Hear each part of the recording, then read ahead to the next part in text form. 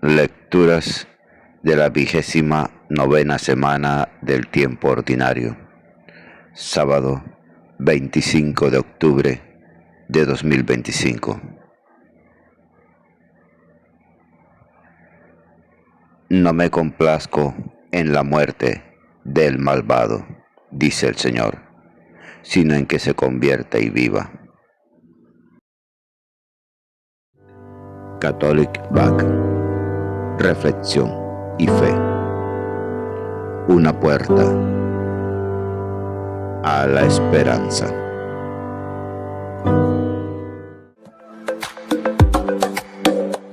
Gracias por suscribirte. Y por favor, comenta el Evangelio. De la carta a los Romanos, capítulo 8, versículos 1 al 11.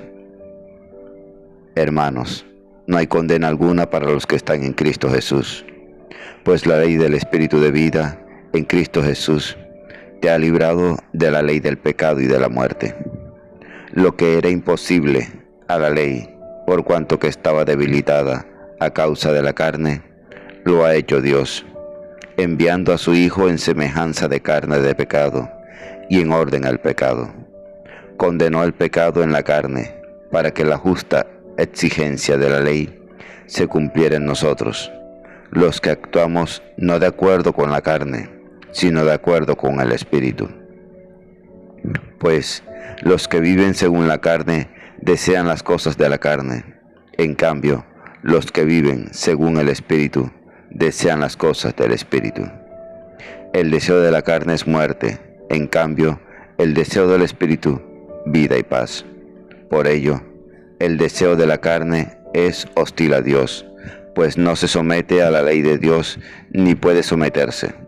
Los que están en la carne no pueden agradar a Dios, pero ustedes no están en la carne, sino en el Espíritu, si es que el Espíritu de Dios habita en ustedes.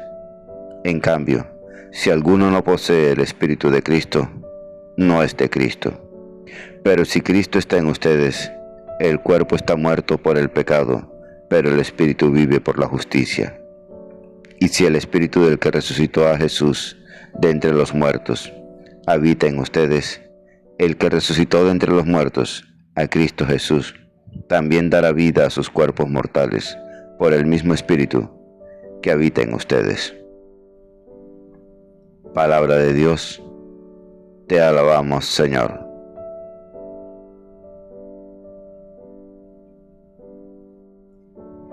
Salmo 23. Esta es la generación que busca tu rostro, Señor. Del Señor es la tierra y cuanto la llena, el orbe y todos sus habitantes. Él la fundó sobre los mares, Él la afianzó sobre los ríos. ¿Quién puede subir al monte del Señor? ¿Quién puede estar en el recinto sacro? El hombre de manos inocentes y puro corazón, que no confía en los ídolos. Ese recibirá la bendición del Señor, le hará justicia el Dios de salvación. Esta es la generación que busca al Señor, que busca tu rostro, Dios de Jacob. Esta es la generación que busca tu rostro, Señor.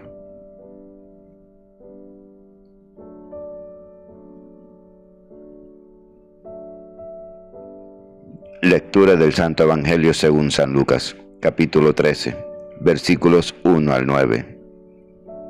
Por la señal de la Santa Cruz, de nuestros enemigos líbranos, Señor, Dios nuestro, en el nombre del Padre, del Hijo y del Espíritu Santo. Amén. En aquel momento se presentaron algunos a contar a Jesús lo de los Galileos, cuya sangre había mezclado Pilato con la de los sacrificios que ofrecían. Jesús respondió: ¿piensan que esos Galileos eran más pecadores que los demás Galileos porque han padecido todo esto? Les digo que no. Y si no se convierten, todos perecerán lo mismo. O aquellos 18 sobre los que cayó la torre en Siloé y los mató, ¿piensan que eran más culpables que los demás habitantes de Jerusalén? Les digo que no. Y si no se convierten, todos perecerán de la misma manera. Y les dijo esta parábola. Uno tenía una higuera plantada en su viña, y fue a buscar fruto en ella, y no lo encontró. Dijo entonces al viñador: Ya ves, 3 años llevo viniendo a buscar fruto en esta higuera, y no lo encuentro. Córtala. ¿Para qué va a perjudicar el terreno? Pero el viñador respondió: Señor, déjala todavía este año, y mientras tanto yo cavaré alrededor y le echaré estiércol, a ver si da fruto en adelante. Si no, la puedes cortar. Palabra del Señor. Gloria a ti, Señor Jesús. Ven, Espíritu Santo, llena los corazones de tus fieles y enciende en ellos el fuego de tu amor. Envía, Señor, tu Espíritu y renueva la faz de la tierra. No hay condena alguna. Aquí, condenación significa la situación sin salida del pecador, dividido entre su conciencia y sus malos hábitos. En cambio, para el que cree en Cristo, esta situación se acabó. Dios entonces envió a su propio Hijo. Nunca las limosnas reemplazarán el sueldo que uno gana con su trabajo. Por más que demos al que sufre postergación e injusticia, no será hombre responsable si no enfrenta personalmente su problema. Lo mismo pasa con la salvación de la humanidad. No es Dios que tiene lástima de los pecadores y dice: pobrecitos, tan irresponsables, pero les voy a dar ropita blanca y olvidaré sus pecados para que parezcan santos y se sienten a mi lado. Dios quiere no olvidar la realidad, sino crear nuevamente la raza humana, y uno de ellos debe vencer en sí mismo el pecado, o sea, el poder de muerte que mantiene a la humanidad paralizada y dividida. Lo puso de alguna manera en esa condición carnal y pecadora. Pablo dice: de alguna manera, pues, si bien Jesús lleva sobre sí el pecado de los demás, él no pecó. A raíz del sacrificio de Cristo, el poder de su Espíritu llevaría a los creyentes a que también ellos reporten la victoria sobre estas fuerzas de muerte, que son la violencia, el miedo y la mentira. Con el amor y el perdón, Dios ha construido un mundo nuevo en el que no hay rencor, ni deseos de venganza, ni remordimientos escondidos en nuestra conciencia. Estamos en paz con Él, estamos en paz unos con otros. Todos aquellos a los que conduce el Espíritu de Dios son hijos de Dios.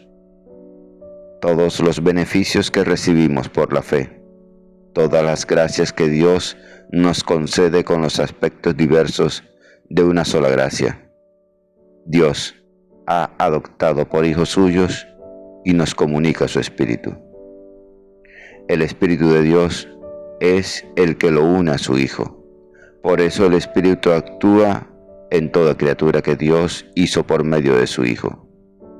Habita en forma especial en todos aquellos que fueron hechos hijos adoptivos de Dios mediante la venida a nosotros del Hijo de Dios. La vida mortal de Cristo preparó la comunicación del Espíritu a todos aquellos que debían ser adoptados y luego divinizados, o sea, transformados en Dios. Por eso Pablo recordó primero la obra salvadora de Cristo, capítulos 5 y 6. Ahora en este capítulo 8 nos habla del Espíritu, pues el Espíritu de Dios habita en ustedes. los que son conducidos por el Espíritu. Debemos escribir por el Espíritu con minúscula o por el Espíritu con mayúscula. En la cultura bíblica, el Espíritu en minúscula designa siempre algo que es a la vez de nosotros y de Dios. El hombre es carne y sangre, tiene corazón, alma, mente, pero el Espíritu es algo de Dios en él. Por eso en este párrafo a veces parecería mejor decir el Espíritu en minúscula, hablando de nuestro espíritu visitado por Dios, y otras veces el Espíritu con mayúscula, o sea, la tercera persona divina, mediante la cual Dios se nos da a nosotros.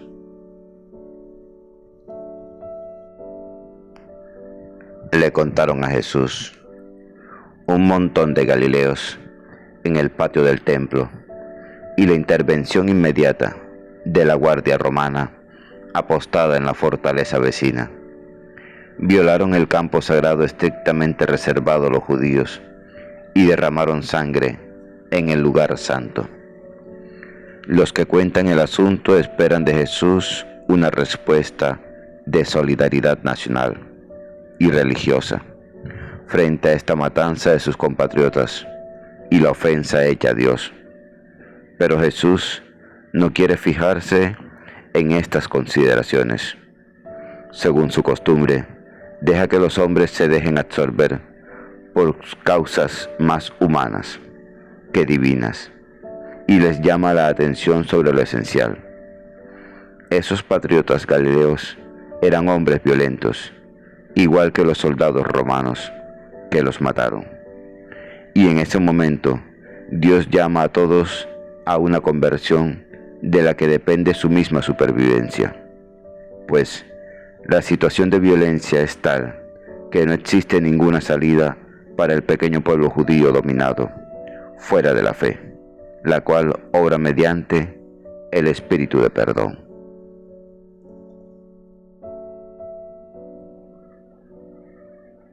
Padre, que tu Espíritu Santo nos ilumine para comprender que si no nos arrepentimos y cambiamos de actitud, todos igualmente pereceremos, debido a nuestro retraso al tomar decisiones liberadoras que nos encaminen hacia la justicia y hacia el bien supremo de cada uno de tus amados hijos.